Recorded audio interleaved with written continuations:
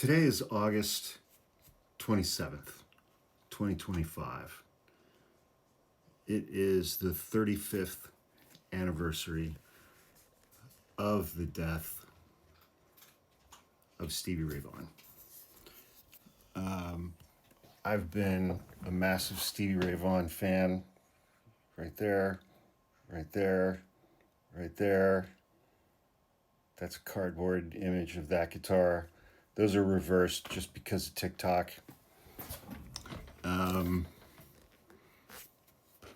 a massive fan of Stevie Ray Vaughan since I was a kid.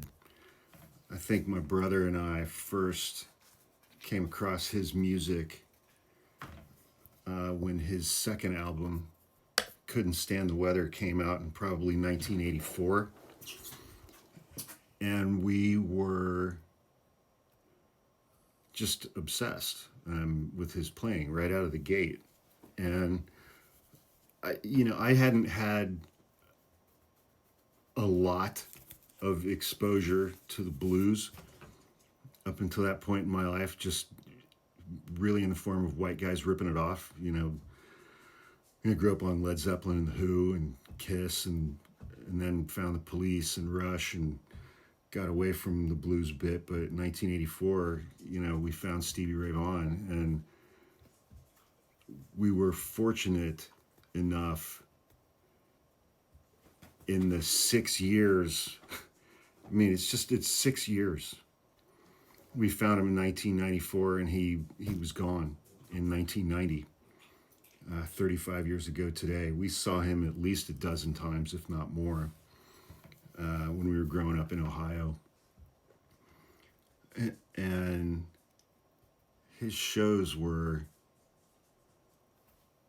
unimaginable.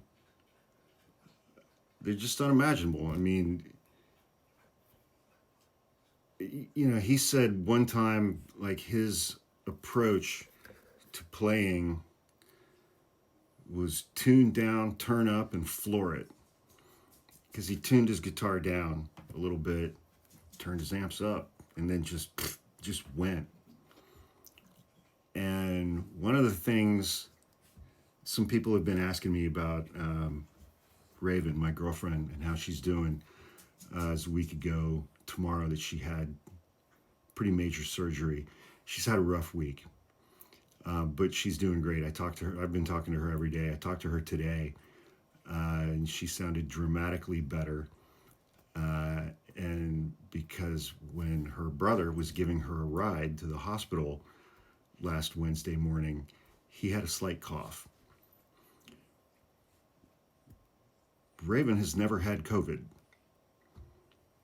until she took that ride with her brother. And then she caught COVID. So she had major surgery, came home from the hospital, and by Saturday was also diagnosed with COVID. The cough from which has been debilitating. However, before I met her, sometime in the late 80s, she was dating a guy who was a concert promoter. And one day, she was tasked with driving Stevie Ray Vaughan around Columbus so that he could get some prescriptions filled because he was having some throat issues. And she spent the day driving around Columbus, Ohio with Stevie Ray Vaughan. I'm jealous of that to this day.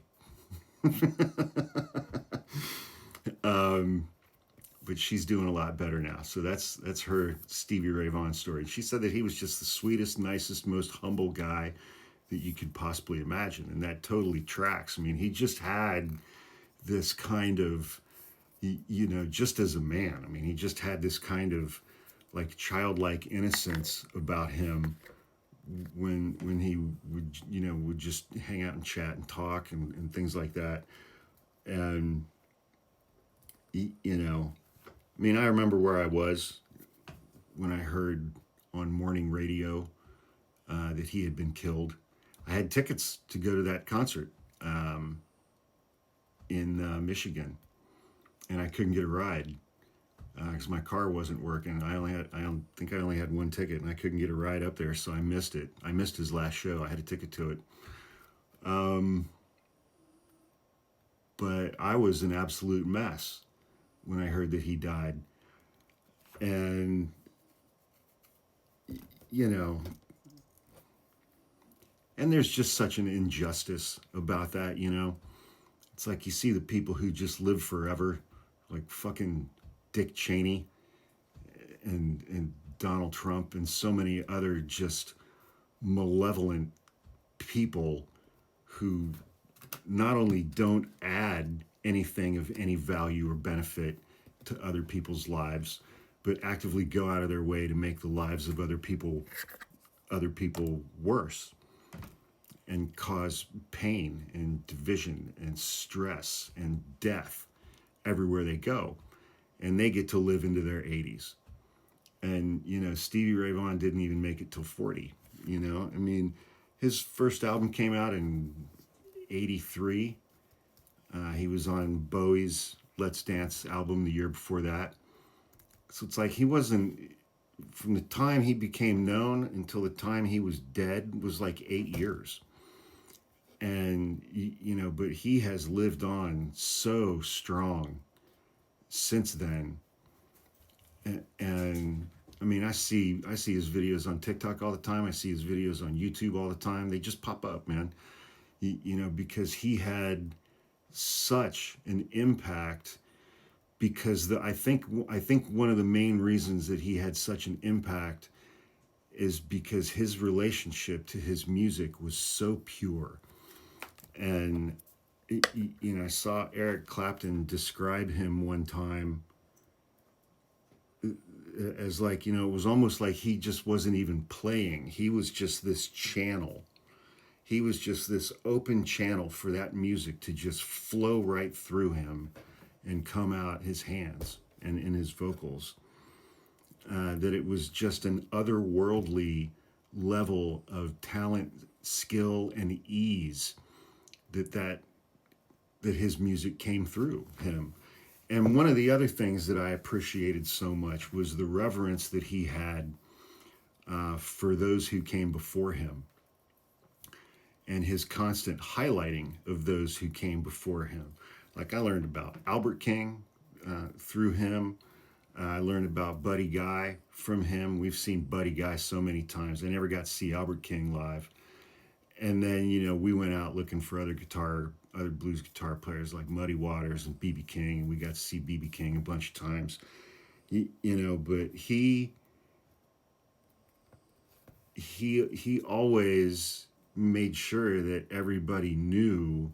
He's like, hey, I came from these guys. You know, I came from these black musicians. These black musicians were doing this before me. I'm just picking up their baton and carrying it just a little bit further, but these guys laid the foundation. And he always, always, always highlighted the guys who came before him and made sure that everybody who knew him knew of them as well. And, you know, so I got to discover so many other incredible musicians through him who came before him. And I mean, you know, it's like I got him on my wall, I got Eddie Van Halen on my wall, or Eddie's up there. That's obviously Randy Rhoads. You know, I mean, just those three guys, man. And I built that guitar like 3-4 years ago. But you think about the impact that these three guys right here who had on everything, that all died too young. And of course, my guys, Rush and Neil, passed away 5 years ago. The musicians who have had an impact on my life have had a massive impact on my life, and not just because of their music, but in a lot of ways because of who they were as people and how they lived their lives, and the respect that they gave to the people who came before them. And I will always miss Stevie Ray Vaughan, and I'm just grateful that we have as much of his music as we do, and videos.